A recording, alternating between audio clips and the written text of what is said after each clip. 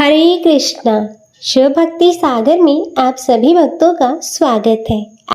ओम नमो भगवते वासुदेवाय नमः। हरे कृष्णा। हर हर महादेव।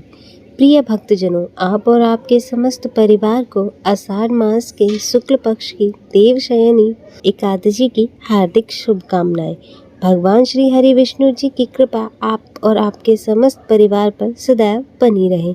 भक्तजनों, आषाढ़ मास के शुक्ल पक्ष के एकादशी को ही देवशयनी एकादशी कहा जाता है। इस एकादशी से चतुर्मास का आरंभ माना जाता है। आषाढ़ महीने की शुक्ल पक्ष की एकादशी से लेकर कार्तिक महीने की शुक्ल पक्ष की एकादशी तक इस अवधि में कोई भी शुभ कार्य जैसे विवाह आदि नहीं किया जाता। इस दिन भगवान श्री हरि विष्णु क्षीर सागर में शयन करते हैं और फिर 4 माह बाद उन्हें उठाया जाता है और उस दिन को देवउठनी एकादशी कहा जाता है और इसी बीच के अंतराल को ही चतुर्मास कहा गया है। देवशयनी एकादशी को देवशयनी, पद्मनाभशयनी, बोधनी एकादशी भी कहा जाता है। एकादशी का व्रत जब भी किसी कामना के लिए किया जाता है तो उसे काम्य एकादशी व्रत कहते हैं। सब व्रत धन, संपत्ति, संतान, आयु, स्वास्थ्य आदि की कामना से किया जाता है। यदि निष्काम भावना से यह व्रत किया जाए तो इसे नित्य एकादशी व्रत कहा जाता है। इस व्रत में भगवान की भक्ति ही मुख्य उद्देश्य होता है। पुराणों की व्याख्या करने वाले ब्रह्मज्ञानी जी श्री सूत जी महाराज ने एकादशी के महत्व और उनसे संबंधित कथाओं का वर्णन किया है। उनके अनुसार इंद्रियों पर नियंत्रण यानी संयम करना आवश्यक होता है। इस एकादशी का व्रत नियम पूर्वक करने से बुद्धि निर्मल होने लगती है, विचारों में सत्व गुणों का आगमन होने लगता है, विवेक शक्ति आ जाती है तथा सत्य असत्य का निर्णय स्वतः ही होने लगता है। ब्रह्म वैवर्त पुराण में देवशयनी एकादशी का विशेष महत्व का वर्णन किया गया है। इस व्रत से प्राणी के समस्त मनोकामनाएं पूर्ण होती हैं। प्रिय भक्तजनों, तो आइए अब श्रवण करते हैं देवशयनी एकादशी की व्रत कथा। तो आप सभी भक्तजन भगवान श्री हरि विष्णु जी के चरणों का ध्यान करते हुए बड़ी ही श्रद्धा और प्रसन्न चित्तमन से इस कथा को श्रवण कीजिएगा। तो सभी प्रेम से बोलिए, भगवान श्री हरि विष्णु की जय। एकादशी माता की। एक समय धर्मराज युधिष्ठिर ने भगवान श्री कृष्ण से कहा, हे केशव, आषाढ़ शुक्ल एकादशी का क्या नाम है और इस व्रत को करने की क्या विधि है और किस देवता का पूजन किया जाता है। तब भगवान श्री कृष्ण कहने लगे, हे युधिष्ठिर, जिस कथा को ब्रह्मा जी ने नारद जी से कहा था वही मैं तुमसे कहता हूँ। एक बार देवऋषि नारद जी ने ब्रह्मा जी से एकादशी के विषय में जानने की उत्सुकता प्रकट की। तब ब्रह्मा जी ने उन्हें बताया, सतयुग में मांधाता नामक एक चक्रवर्ती सम्राट राजा राज्य करते थे। उनके राज्य में प्रजा बहुत ही सुखी थी, किंतु भविष्य में क्या हो जाए यह कोई नहीं जानता। अतः वह भी इस बात से अनभिज्ञ थे कि उनके राज्य में शीघ्र ही भयंकर अकाल पड़ने वाला है। उनके राज्य में पूरे 3 वर्ष वर्षा न होने के कारण भयंकर अकाल पड़ा और इस अकाल से चारों ओर त्राही त्राही मच गई। धर्म पक्ष के यज्ञ, हवन, पिंडदान, व्रत आदि में कमी हो गई। जब मुसीबत पड़ी तो धार्मिक कार्यों में प्राणी की रुचि कहाँ रह जाती है और प्रजा ने राजा के पास जाकर अपनी वेदना की दुहाई दी और राजा तो इस स्थिति को लेकर पहले से ही दुखी थे। वे सोचने लगे कि आखिर मैंने ऐसा कौन सा पाप कर्म किया जिसका मुझे दंड इस रूप में मिल रहा है। फिर इस कष्ट से मुक्ति पाने का कोई साधन करने का उद्देश्य से राजा सेना को लेकर जंगल की ओर चल दिए और वहां विचरण करते करते वे ब्रह्मा जी के पुत्र अंगिरा ऋषि के आश्रम में पहुँचे और उन्हें साष्टांग प्रणाम किया। तब ऋषिवर ने आशीर्वचनों उपरांत कुशल क्षेम पूछा, फिर जंगल में विचरने और अपने आश्रम में आने का प्रयोजन जानना चाहा। तब राजा ने हाथ जोड़कर कहा, हे महात्मा, सभी प्रकार से धर्म का पालन करता हुआ मैं अपने राज्य में दुर्भिक्ष का दृश्य देख रहा हूँ। आखिर किस कारण से ऐसा सब हो रहा है, कृपया इसका समाधान करें।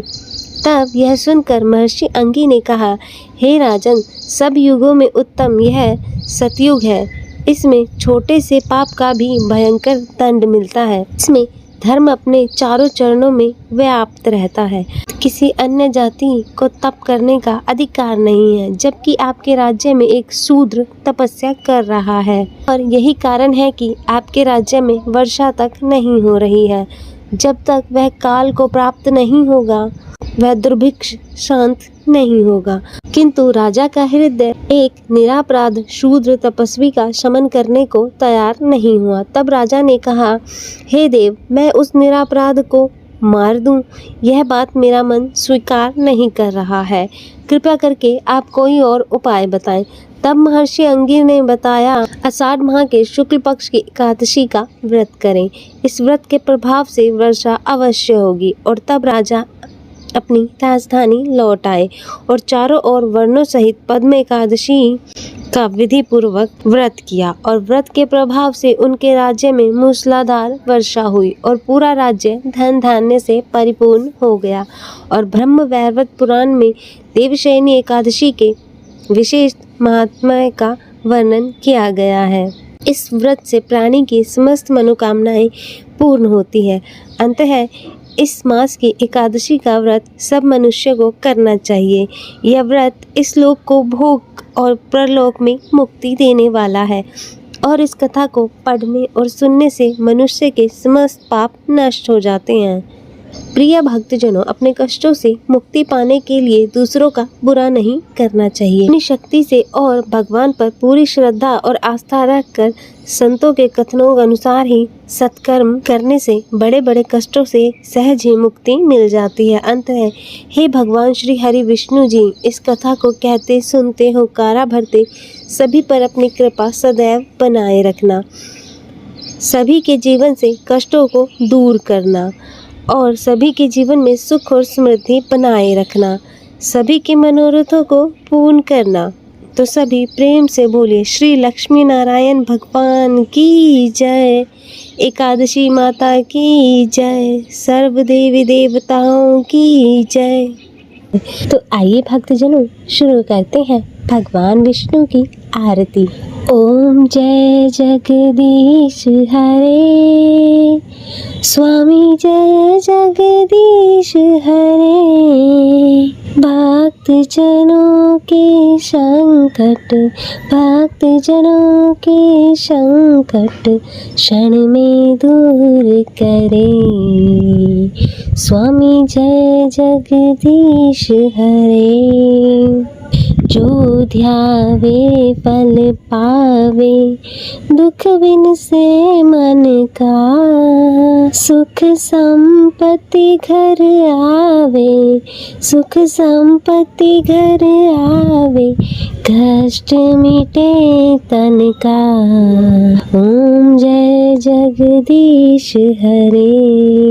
मात पिता तुम मेरे, शरण गहूँ किसकी, ओ स्वामी शरण गहूँ किसकी, तुम बिन और न दूजा, तुम बिन और न दूजा, आस करूं जिसकी। ओम जय जगदीश हरे। तुम पूरन परमात्मा, तुम अंतर्यामी, पर ब्रह्म परमेश्वर, पर ब्रह्म परमेश्वर, तुम सबके स्वामी। ओम जय जगदीश हरे। तुम करुणा के सागर, तुम पालन करता, स्वामी तुम पालन करता। मैं मूरख कल कामी, मैं मूरख कल कामी, कृपा करो भरता। ओम जय जगदीश हरे। तुम हो एक अगोचर सबके प्राणपति, स्वामी सबके प्राणपति। किस विधि मिलूं दयामय, किस विधि मिलूं दयामय, तुमको मैं कुमति। ओम जय जगदीश हरे, दीन बंधु दुख हरता तुम ठाकुर मेरे, ओ स्वामी तुम ठाकुर मेरे। अपने हाथ उठाओ, अपने हाथ उठाओ, द्वार पड़ा तेरे।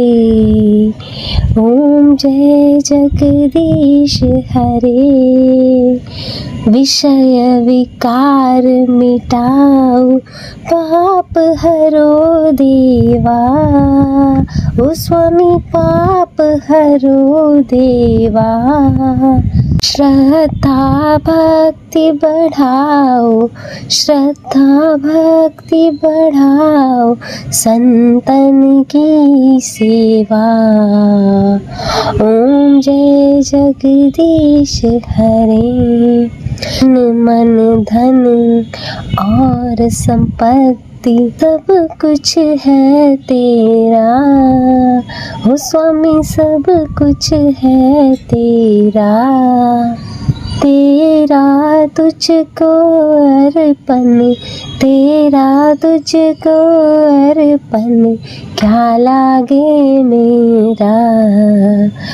ओम जय जगदीश हरे, जगदीश्वर जी की आरती जो कोई नर गावे, कहत शिवानंद स्वामी, कहत शिवानंद स्वामी, मनवांछित फल पावे। ओम जय जगदीश हरे, ओ स्वामी जय जगदीश हरे। भक्त जनों के संकट, भक्त जनों के संकट क्षण में दूर करे। स्वामी जय जगदीश हरे। हरे कृष्ण।